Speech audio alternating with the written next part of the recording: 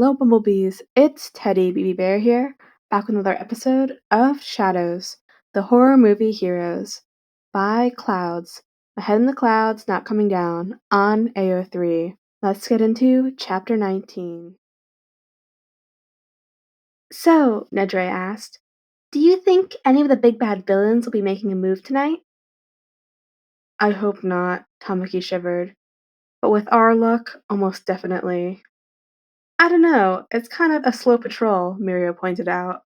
The three of them had been walking the streets for about an hour now. So far, they hadn't run into any villains at all. Mirio figured they must all be lying low and planning their next moves. It made for a nice, quiet night. Mirio felt his phone vibrate in his pocket and dug it out.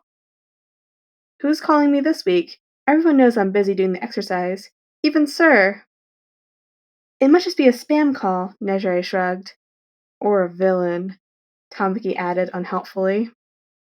Oh, stop being such a worrywart, Tamaki, Nejire said. Answer it. Mirio shrugged and picked up the call. Hello? There was a long moment of silence on the other end. Hello? Is anyone there? Is this Lemillion? Mirio blinked in surprise, then grinned. Yep, you've got the right guy. What can I do for you? There's a villain fight at the toy warehouse, the voice hesitantly whispered. Come quickly, please. What? Tamaki and Nejire looked at him curiously, but Mirio just shrugged. Who is this? Someone who wants to help. The voice sounded young and was choked with tears. Please, they can't find out that I'm helping you. The kid hung up and Mirio frowned, putting his phone back into his pocket as he turned back to his friends. So, who was it? Nejire asked. I don't know, Mirio answered thoughtfully, but I think we should head to the toy warehouse. Denki couldn't shake the feeling that they weren't alone. Maybe it was that crash earlier, or maybe it was the fact that Mom was still being hypervigilant. Either way, it was kind of creeping him out. There was a moment near the doorway.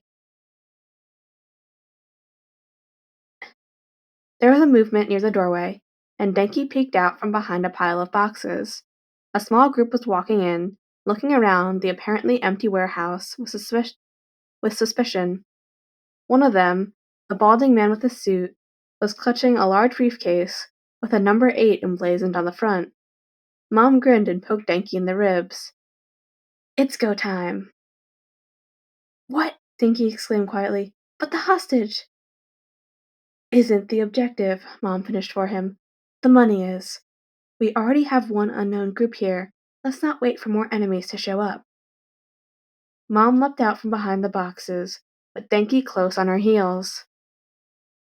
Izuku scowled and jumped into action as soon as the other villains moved.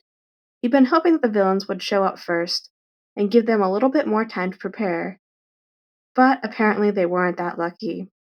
He exchanged a look with Shinso, and they both leapt into action.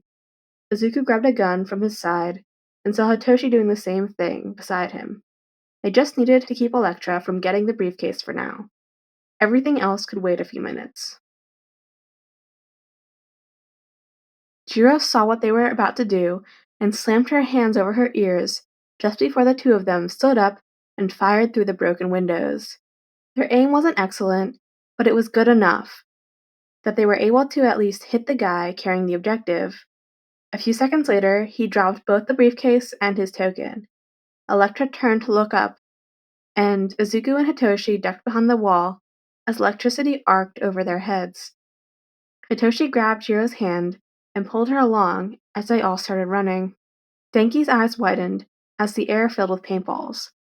None of them hit him, thank goodness, but the civilian holding the briefcase went down in seconds. Mom, at least, had the presence of mind to throw some electricity at whoever was shooting at them, and the bullets stopped after that.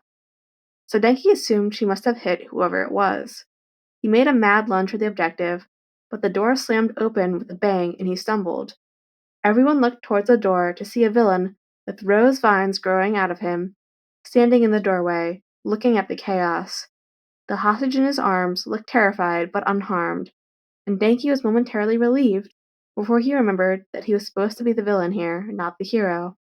He lunged for the objective again, but was stopped as one of the vines wrapped around his ankle and pulled him back. He yelped when his electricity lit the vine on fire, and he scrambled back as quickly as he could before the villain could recover. "I'm gonna go after the shooters," Mom yelled. "You hold down the fort here." Okay, Denki nodded in determination. "You can count on me." Mom smiled. "That's my boy. I'll be right back." Izuku stopped in his tracks as he heard Electra yell. "They're splitting up." "Looks like it," Hitoshi nodded. "And I can practically see the gears spinning in that big old brain of yours. So, spit it out. What do you have in mind?" Izuku looked around. "Well, it's gonna take all of us, and—" He was cut off by a shout. "Heroes are here! Everybody scram!" Izuku grinned. Perfect timing. Electra hurried up the stairs and looked around. The room seemed mostly empty, except for two boys at the far end. Those must be the shooters. She made a beeline towards them when she felt a dull stabbing pain on the back of her neck. She whirled around to see a girl standing there, and she started charging up an attack when a voice stopped her in her tracks. "Do you know where your son is?" Her heart rate skyrocketed, and she whirled back around towards the boys. The taller one had disappeared, and Electra panicked. "What did you do to him?" "Nothing," the boy smiled and raised his gun. "Yet." Electra couldn't move. Her heart was going a million miles a minute, and all she could think about was all the different terrible things the missing villain could be doing to her son. She should never have left him. What if— She hardly even noticed when the young man in front of her pulled the trigger. By the time Mirio, Tamaki, and Nejire arrived, the villain fight was already in full swing. There was red paint everywhere that looked eerily like blood, and the air was full of electricity and vines as the villains hashed it out. Tamaki steeled his limited courage as he tried to figure out what was going on. The villain with the thorns had a girl tied up in his vines, so Tamaki made her rescue his first priority. He manifested some octopus that he'd eaten that morning with his right hand and a clamshell in his left. The kidnapper only took his eyes off Tamaki for a second to see where Mirio and Nejire were going, but it was enough for Tamaki to knock the villain over the head with the clamshell. The villain crumpled to the ground, and the vines loosened just enough for Tamaki to pull the hostage to safety. Denki was feeling a little overwhelmed.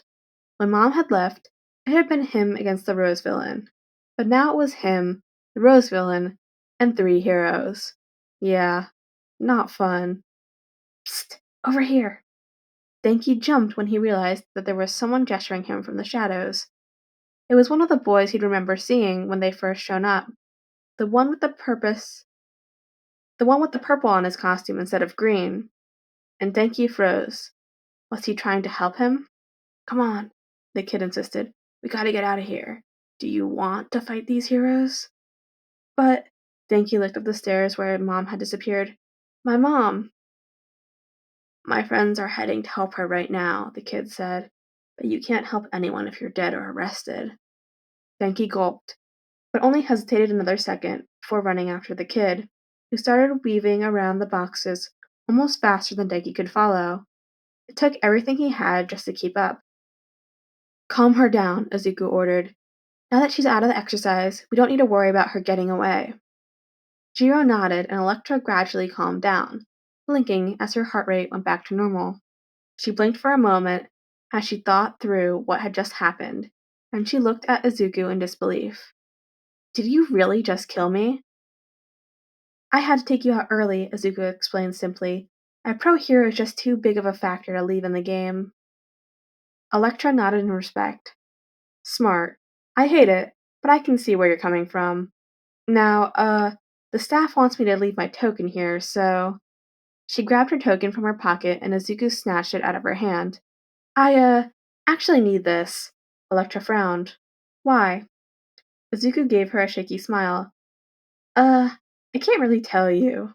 She crossed her arms. "Why not?" Izuku pocketed the token and gestured for Jiro to follow.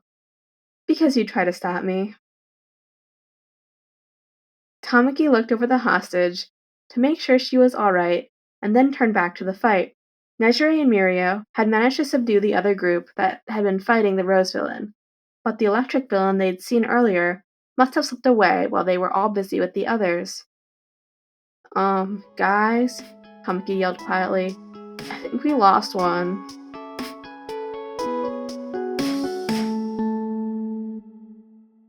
And that wraps up Chapter 19 of Shadows, the horror movie Heroes by Clouds.